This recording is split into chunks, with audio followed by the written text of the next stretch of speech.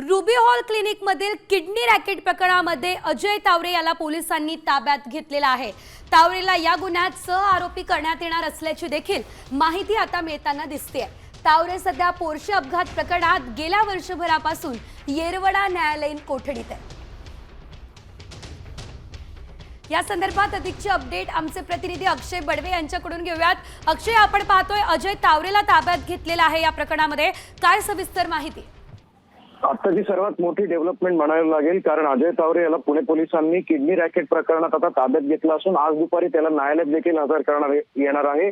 29 मार्च 2022 मध्ये पुण्यातील kidney racket जे आहे ते बाहेर आलं होतं आणि त्या दरम्यान ससून हॉस्पिटलचा वैद्यकीय अधीक्षक म्हणजे सुपरिटेंडंट म्हणून कार्यरत असलेला अजय तावरे याला या संपूर्ण रॅकेट प्रकरणाची माहिती होती। जे किडनी देणारे आहेत आणि घेणारे आहेत त्यांचे कागदपत्र देखील या तावरेने तपासले होते। ते बोगस असताना सुद्धा तावरेने परवानगी दिल्यामुळे खरं तर हे किडनी रॅकेट जे आहे ते उघडकीस आलं होतं आणि मोठ्या लाखो रुपयांचा खरं तर या सगळ्याच्या प्रकारात उलाढाल झाली होती आणि राज्याला आदरून टाकणारं हे रॅकेट होतं। आणि आता याच तावरे जो पोर्शे अपघातात आरोपी म्हणून येरवडा जेलमध्ये आहे त्याला ताब्यात घेतलं असून आज न्यायालयात हजर करण्यात येणार आहे। निश्चितच धन्यवाद दिलेल्या या सर्व सविस्तर अपडेटसाठी। तर आपण पाहतोय किडनी रॅकेट प्रकरणी आता अजय तावरे याला ताब्यात घेण्यात आलेलं आहे। तर आपण कारण काय किडनी देणारं आणि बनावट किडनी घेणारं हे रॅकेट असल्याची देखील माहिती आहे। मुख्यमंत्री देवेंद्र फडणवीस यांनी आज पुन्हा एकदा त्यांचे कट्टर राजकीय विरोधक असलेले शरद पवार यांचं कौतुक केलं। फडणवीसांनी शरद पवार यांच्याबाबत अनेक गोष्टी सांगितल्या, तर ते जय पराजयाचा विचार न करता सातत्यानं काम करत राहतात असंही फडणवीसांनी म्हटलं। मेनी थिंग्स और बहुत सी ऐसी चीज़ें हैं कि जो नहीं करनी चाहिए उन्होंने, ऐसा भी मुझे लगता है। बट एक चीज़ जो शरद पवार जी में है वो उनकी कंसिस्टेंसी।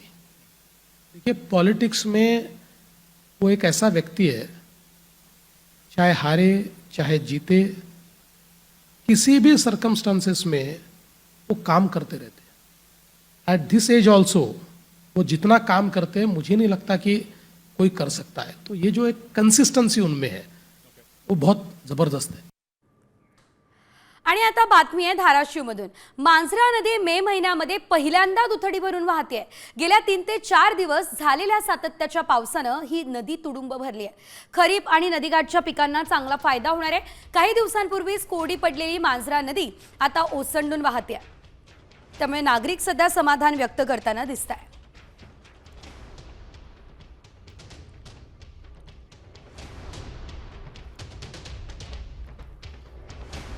पुढची बातमी अतिशय महत्त्वाची, ती म्हणजे लातूर जिल्ह्यामध्ये मुसळधार पावसानं कहर केलेला आहे। फळबागांसह भाजीपाला पिकांचंही मोठ्या प्रमाणात नुकसान झालंय।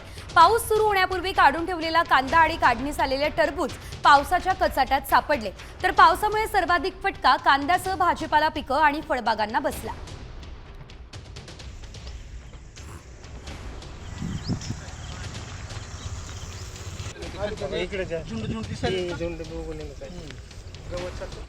आणि आता बातमी एका धाडसी डॉक्टरची। एका धाडसी डॉक्टरनं खासगी रुग्णालयांमधील काळं आणि भीषण वास्तव हे उघडकीस आणलेलं आहे आणि धक्कादायक सत्य त्यानंतर समोर आलं। मॅनेजमेंट रुग्णांकडून पैसे उकळण्यासाठी डॉक्टरवरती दबाव कसा आणला जातो याचं वास्तव उजेडात आणलंय। मी डॉक्टर नाही, मी एक सेल्समन आहे असं हा डॉक्टर म्हणतोय आणि या प्रामाणिक डॉक्टरने रुग्णालयं कशी रुग्णांना लुटतात हे समोर आणलंय। पाहूयात हा डॉक्टर नेमका काय बोलतोय।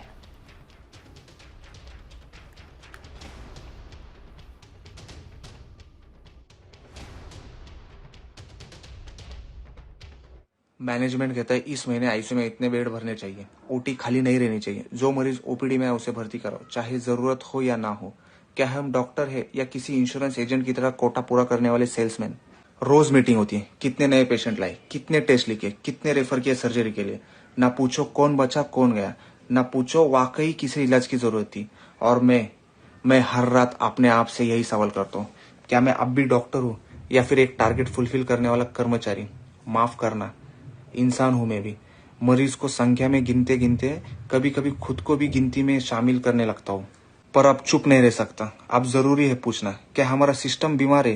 क्योंकि इलाज अब सिर्फ मरीजों का नहीं पूरे सिस्टम का होना चाहिए। मैनेजमेंट कहता है इस महीने तर आपण पाहिलं हे किती भीषण वास्तव आहे। यानंतर पुढची बातमी, मुंबईच्या गोरेगावमधील सोसायटीच्या लिफ्टमध्ये हाणामारी झाली आहे। गोरेगाव पश्चिम येथील एका सोसायटीमध्ये झालेल्या हाणामारीची संपूर्ण घटना सीसीटीव्ही मध्ये कैद झाली आहे। केवळ लिफ्टमध्येच नाही तर सोसायटीच्या बाहेरही हाणामारी झाली आहे। बेकायदेशीर पार्किंगवरून भांडण झाली असल्याचं कळतंय। या प्रकरणी गोरेगाव पोलिसांनी दोन्ही पक्षांविरुद्ध परस्पर विरोधी तक्रार दाखल केली आहे। दोन्ही बाजूंच्या एका व्यक्तीला आता ताब्यात घेण्यात आलेला आहे।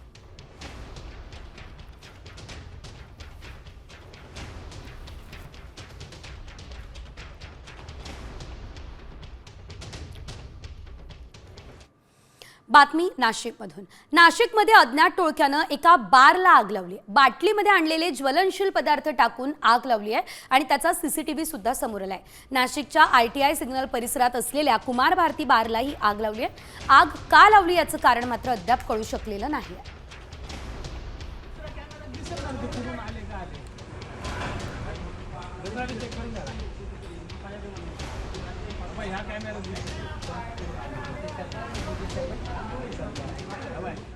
आणि आताची सर्वात मोठी बातमी, अमेरिकेच्या कोर्ट ऑफ इंटरनॅशनल ट्रेडने राष्ट्राध्यक्ष डोनाल्ड ट्रम्प यांना जो झटका दिलाय त्या संदर्भात आहे। ट्रम्प यांनी आंतरराष्ट्रीय आपत्कालीन आर्थिक शक्ती कायद्याअंतर्गत लादलेल्या लिबरेशन डे टॅरिफवरती स्थगिती लादली आहे। तर या टॅरिफमध्ये आता सर्व देशांवरती 10% टॅरिफ आणि काही देशांवर जास्त टॅरिफचा समावेश होता। ट्रम्प यांनी IEEPA वापर करत टॅरिफ लादणं बेकायदेशीर असल्याचं कोर्टानं म्हटलंय।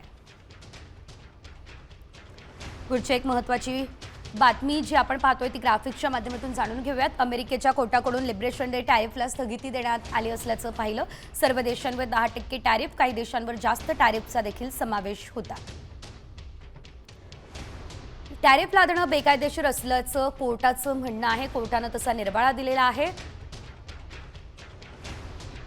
कायद्यामध्ये व्यापक टॅरिफला परवानगी नाही असं सुद्धा कोर्टाचं म्हणणं आहे। ट्रम्प यांच्याकडून संविधानिक कायद्याचं उल्लंघन झालं असं सुद्धा कोर्टानं म्हटलंय।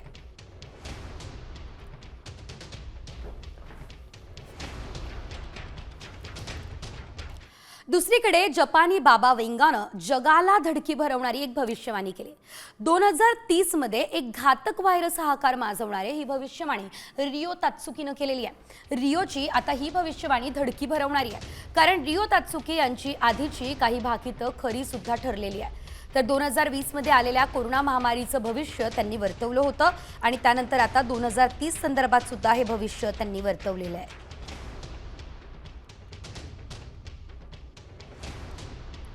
अधिकचे अपडेट ग्राफिक्सच्या माध्यमातून घेऊया। 2030 मध्ये एक घातक व्हायरस हाहाकार माजवणार असल्याचं त्यांनी म्हटलंय।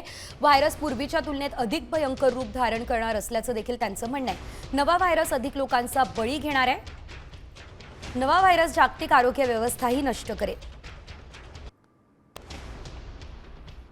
जपानी बाबा वेंगांचं 2020 मधील कोरोना संकटाचं भविष्य खरं ठरलं होतं, त्यामुळे आता चिंता वाढली आहे। पाकिस्तानच्या सीमेला लागून असलेल्या 6 राज्यांमध्ये आज होणारं मॉक ड्रिल हे पुढे ढकललंय। जम्मू काश्मीर, पंजाब, राजस्थान, गुजरात, हरियाणा आणि चंदीगड या राज्यांमध्ये आज मॉक ड्रिल होतं आणि या मॉक ड्रिलला ऑपरेशन शील्ड असं नाव देण्यात आलेलं होतं। पंजाबमध्ये आता हे मॉक ड्रिल 3 जून रोजी होणार आहे, तर बाकी राज्यांमध्ये लवकरच नवीन तारखा जाहीर केल्या जातील।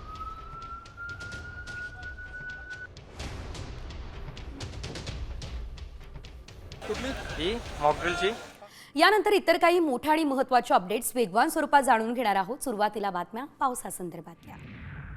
कोकण, पश्चिम महाराष्ट्र, विदर्भामध्ये आजही पाऊस पडण्याचा अंदाज वर्तवण्यात आलेला आहे। त्याशिवाय महत्त्वाचं म्हणजे हवामान विभागानं या ठिकाणी ऑरेंज अलर्ट जारी केलेला आहे। उर्वरित महाराष्ट्रासाठी आज येलो अलर्ट असेल। मे महिन्यामध्ये बरसणाऱ्या पावसानं राज्यभरात दाणादाण उडवली आहे।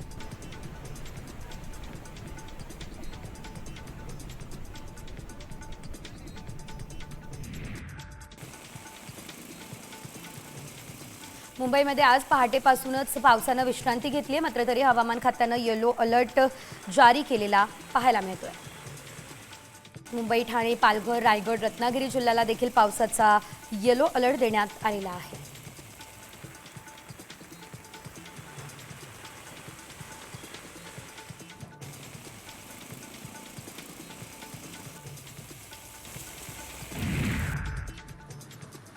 तासभर बरसलेल्या पावसात भिवंडीकरांची दैना उडाली। भिवंडीमध्ये काल संध्याकाळी मुसळधार पावसानं हजेरी लावली असल्याचं देखील आपल्याला पाहायला मिळालं। मुसळधार पावसामुळे शहरातील अनेक सखल भागांमध्ये पाणी साचलं। काही नागरिकांच्या घरात गटारीचं दूषित पाणी शिरलं। महानगरपालिके प्रशासनाचा नालेसफाईचा दावा आता फेल ठरला।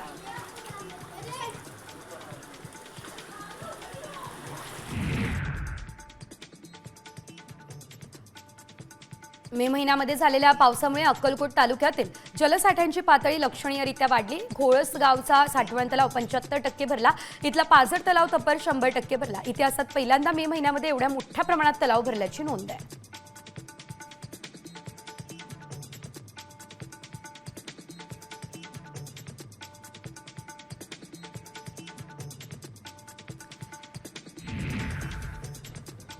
अतिवृष्टीच्या पार्श्वभूमीवरती मालवणमध्ये प्रशासनाकडून आपत्ती व्यवस्थापनाची रंगीत तालीम घेण्यात आली।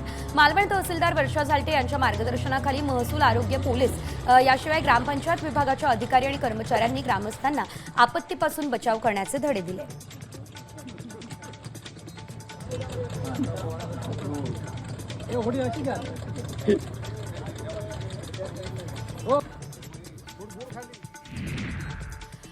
यानंतर एक ब्रेकिंग न्यूज आहे। वैष्णवी हगवणे प्रकरणामध्ये एक नवीन व्हिडिओ समोर आलाय। वैष्णवीच्या आई वडिलांनी तिला गणेश उत्सवाच्या काळात चांदीच्या गौराई भेट दिल्या होत्या आणि त्याचा हा व्हिडिओ असल्याचं बघायला मिळतोय। तर दुसरा व्हिडिओ आपण पाहतोय ज्यामध्ये अंगठी दिली आहे। वैष्णवीचा नवरा शशांक हगवणेला तिच्या आई वडिलांनी अधिक मासात अंगठी सुद्धा भेट स्वरूपात दिलेली आहे।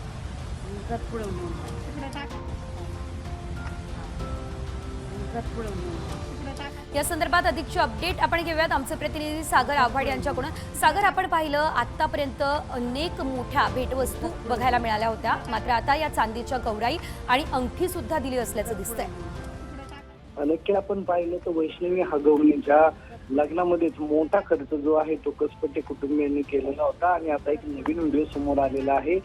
अधिक मासामध्ये वैष्णवीच्या नवरा याला अंगठी दिलेली आहे। त्याचबरोबर गणपती उत्सवामध्ये चांदीच्या गौराई ज्या आहेत त्याही दिलेल्या आहेत आणि हा व्हिडिओ समोर आलेला आहे।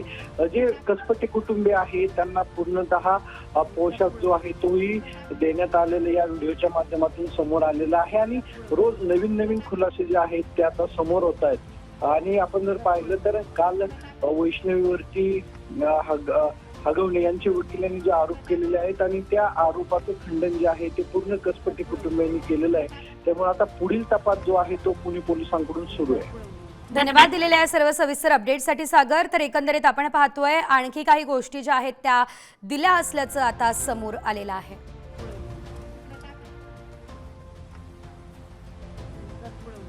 सध्या राज्यभरात आपण पाहतोय मान्सूनने जोरदार हजेरी लावलेली आहे। मान्सून लवकर आला असल्यानं शेती पिकांचं मोठं नुकसान झालं आणि बळीराजा संकटात सापडला। या संदर्भातले अपडेट्स वेगवान स्वरूपात। पुराच्या पाण्यातून पूल ओलांडण्यास बैलांनी नकार दिला आणि मालकाचा जीव वाचला। गेल्या 3 ते 4 दिवसांपासून जालन्यात झालेल्या पावसामुळे नदी नाल्यांना पूर आलाय। त्यातच पुलावरून पुराचं पाणी वाहत असताना 2 शेतकऱ्यांनी आपले बैल पुराच्या पाण्यातून नेण्यासाठी प्रयत्न केलेले आहेत।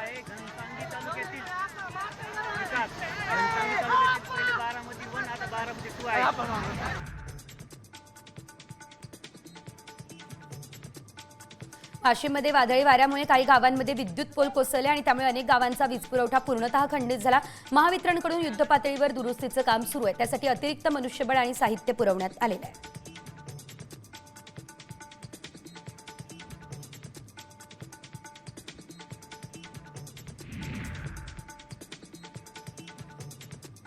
सिंधुदुर्ग या ठिकाणी वेळेआधी पाऊस आल्यानं जिल्ह्यात भुईमुग शेतीचं मोठ्या प्रमाणात नुकसान झालं असल्याचं देखील आपल्याला पाहायला मिळतंय। महत्त्वाचं म्हणजे भुईमुग शेतीमध्ये पाणी घुसून शेंगदाणा वाया जाण्याची शक्यता आहे। यामुळे कुडाळ तालुक्यातील हुमरमळा राणेवाडीतील शेतकऱ्यांचं लाखो रुपयांचं नुकसान झालंय।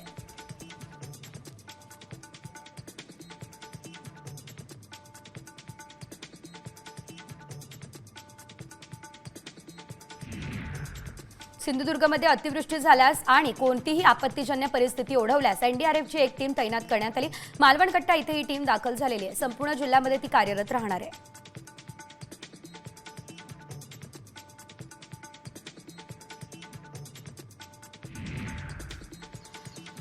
अमरावती शहरामध्ये पुढील 6 दिवस वीज पुरवठा बंद असेल. महावितरण कंपनीतर्फे वीज यंत्रणा दुरुस्तीला आजपासून सुरुवात होते.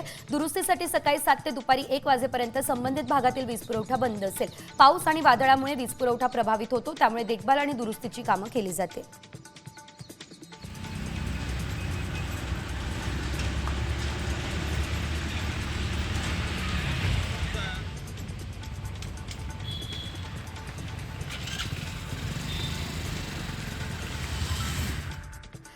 सध्या पावसानं हजेरी लावलेली आणि त्यामुळे अनेक पर्यटन स्थळं फुललेली आहेत आणि या संदर्भातलाच आढावा वेगवान स्वरूपात. जालन्यातील बदनापूर तालुक्यातल्या वाकोनी, माहेर, भायगाव या परिसरामध्ये ढगफुटी सदृश्य पाऊस झाला. त्यामुळे पावसामुळे शेतात पाणी साचलं. वाकोनी इथल्या सुकना नदीला पूर सुद्धा आला असल्याचं आपण पाहतोय. याशिवाय जालन्यातील पावसाचे ड्रोन दृश्य योगेश पाटील लबडे यांनी टिपले आहे.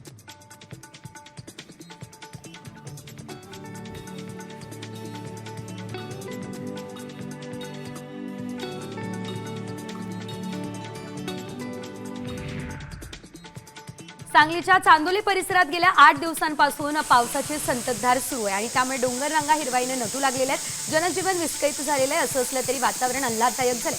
चांदोलीमध्ये मनमोहक धबधबे कोसळत आहेत.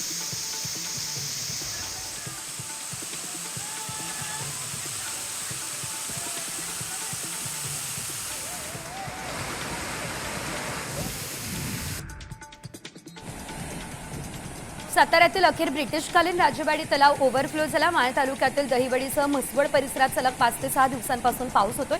माणगंगा नदी दुथडी भरून वाहते, त्यामुळे राजेवाडी तलाव ओव्हरफ्लो झालाय.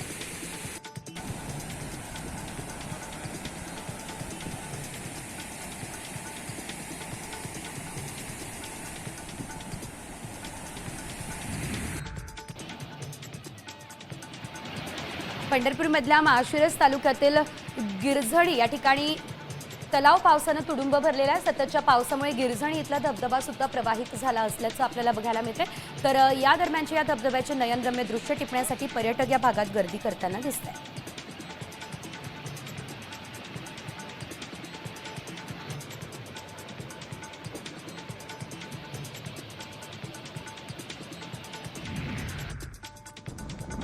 दमदार पावसानं आपण बघतोय अहिल्यानगरमधील आंबित धरण ओव्हरफ्लो झालंय. अकोले तालुक्यातील हरिश्चंद्रगड परिसरात हे धरण आहे.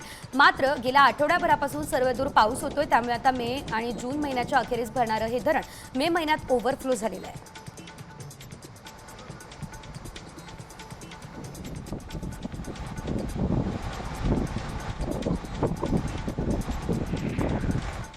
आणि यानंतर बघूयात काही मोठ्या बातम्या. नवी मुंबई एपीएमसीमध्ये सडलेला टोमॅटो पुन्हा विक्रीसाठी आणला जात असल्याचं धक्कादायक वास्तव समोर आलं. पावसामुळे खराब झालेला टोमॅटो बाजारात फेकण्यात आला. मात्र एक व्यक्ती हा टोमॅटो पुन्हा एकदा गोळा करून पुन्हा एकदा बाजारामध्ये विकण्यासाठी आणत असल्याचं देखील पाहायला मिळालं. एक व्यक्ती हे सडलेले टोमॅटो गोळा करताना साम टीव्हीच्या कॅमेऱ्यात कैद झालेला आहे. गोळा केलेले टोमॅटो नंतर किरकोळ बाजारात स्वस्तात विकले जात आहे आणि नागरिकांच्या आरोग्याशी खेळ केला जातोय.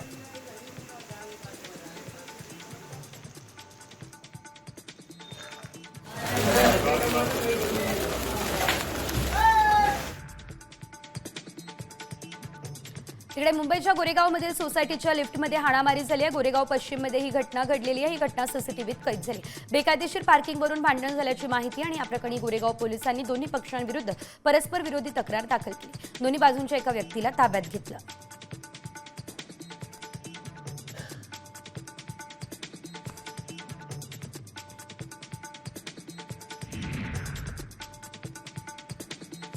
मुंबई आंतरराष्ट्रीय विमानतळावरती तब्बल 8.5 कोटी रुपयांचं कोकेन जप्त झालेलं आहे. परदेशी प्रवाशांकडून 866 ग्रॅम कोकेन जप्त करण्यात आलं असल्याचं देखील आपल्याला पाहायला मिळतंय. कस्टम्स विभागानं ही कारवाई केली आहे आणि जप्त करण्यात आलेल्या कोकेनची किंमत 8.66 कोटी रुपये.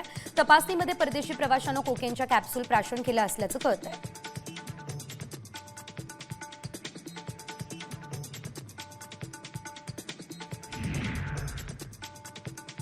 प्रधानमंत्री पोषण शक्ती निर्माण योजनेअंतर्गत महापालिका हद्दीतील शाळांना खिचडी वाटप करण्यात आलेली आहे. तर मात्र सुट्टीच्या दिवशी देखील विद्यार्थ्यांनी खिचडी खाल्ल्याचं कळतंय. या संदर्भात खुद्द मुख्याध्यापकांनी कबुली दिली. त्यांनी पोर्टलवर सादर केलेल्या माहितीनुसार हे वास्तव समोर आलं. अमरावती महापालिकेच्या 8 शाळांमध्ये हा नियमबाह्य प्रकार समोर आला.